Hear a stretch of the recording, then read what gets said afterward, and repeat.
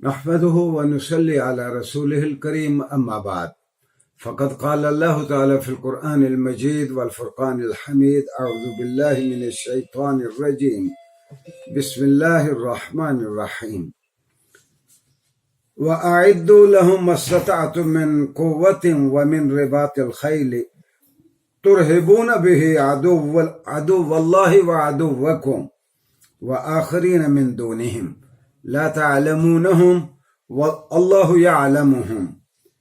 اللہ تعالیٰ نے فرمایا کہ اے مسلمانوں، اپنے دفاع کو اتنا تیار رکھو اور دفاع کے جو ٹولز ہیں، آپ کے گھوڑے ہیں، آپ کا اسلحہ ہے، ان کو پورے طور پر تیار رکھو تاکہ تمہاری دشمنوں پہ ہیبت ہو اور وہ ڈرے رہیں تم سے، اللہ کے دشمن اور تمہارے دشمن۔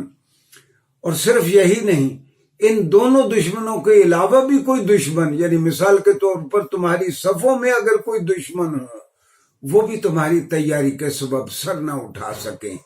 تم اپنے ان دشمنوں کو نہیں جانتے، اللہ ان کو خوب جانتا ہے۔ تو یہ اللہ تعالیٰ نے مسلمانوں کو دفاع کے لیے کہا۔ ناظرین گرامی، ہم نے یہ سلسلہ شروع کیا ہے قرآن کریم اور سیرت النبی صلی اللہ علیہ وآلہ وسلم کی کچھ ایسی تفصیلات جو بالعموم ہمیں ہماری درسی کتب میں بچوں کو پڑھنے کے لیے نہیں ملتی، یا ہمیں عام اپنے چھپے ہوئے سیرت کے لٹریچر میں بالعموم ہمیں نہیں ملتی۔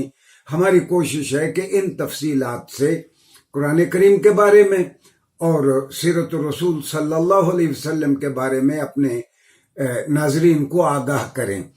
آج ہمارا موضوع ہوگا کہ اپنے دفاع میں رسول اللہ صلی اللہ علیہ وسلم نے اپنی ریزرو فوج کا اہتمام کیسے کیا۔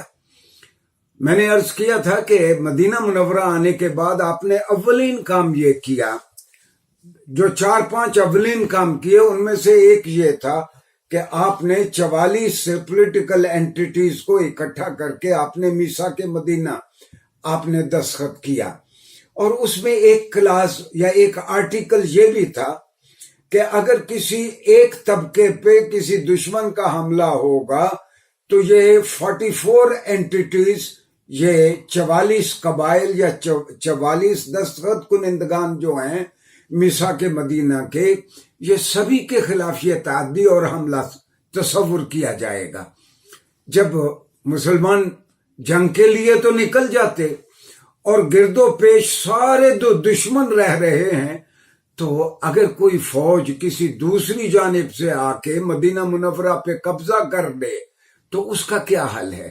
تو ڈاکٹر حمید اللہ مرحوم کی ریسرچ یہ ہے کہ رسول اللہ صلی اللہ علیہ وسلم بہت سارے سپاہیوں کو جنگ میں جانے سے پہلے ان کو تاکید فرماتے کہ آپ نے مدینہ منورہ سے نہیں نکلنا، گویا یہ ایک ریزرو فوج تھی۔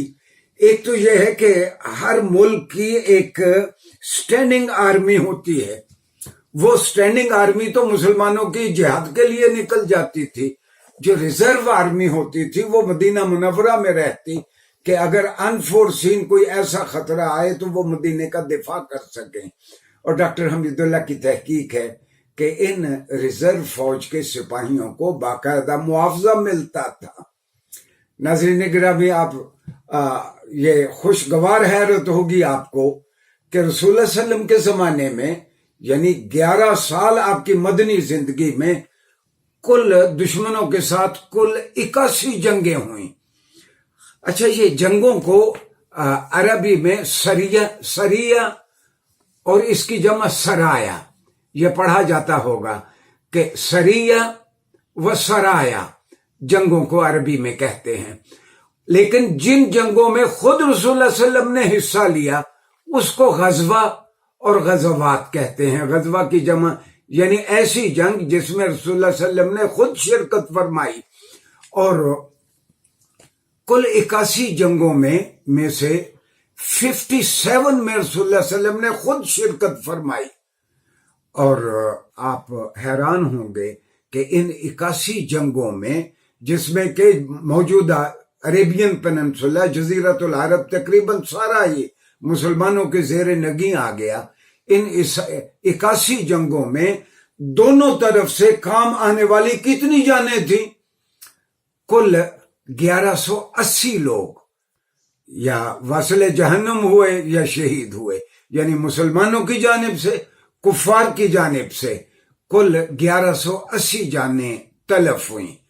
اور یہ دراصل بذات خود رسول اللہ صلی اللہ علیہ وسلم کی زندگی اس بات کا جواب ہے جو یہ کہا جاتا ہے کہ اسلام تلوار کے زور پر پھیلا۔ 11 سالوں میں 1200 سے کم لوگ ان کی جانیں گئیں، اور یہ جواب ہے ان لوگوں کا جو رسول اللہ صلی اللہ علیہ وسلم کی حکمت عملی پہ یا سیرت کے اوپر اعتراض کرتے ہیں۔ اور آخری بات یہ کہ ایک مرتبہ رسول اللہ صلی اللہ علیہ وسلم جہاد سے واپس آئے، ابھی مدینہ میں داخل نہیں ہوئے، آپ نے صحابہ سے کہا کہ قد جئتم من الجہاد الاصغر الى الجہاد الاکبر، اب آپ چھوٹے جہاد سے بڑے جہاد کی طرف آئے ہیں۔ تو صحابہ ڈر گئے کہ پتہ نہیں مدینہ پہ قبضہ ہو گیا۔ صحابہ نے پوچھا کہ کیا کوئی فوج آ گئی ہے مدینہ میں؟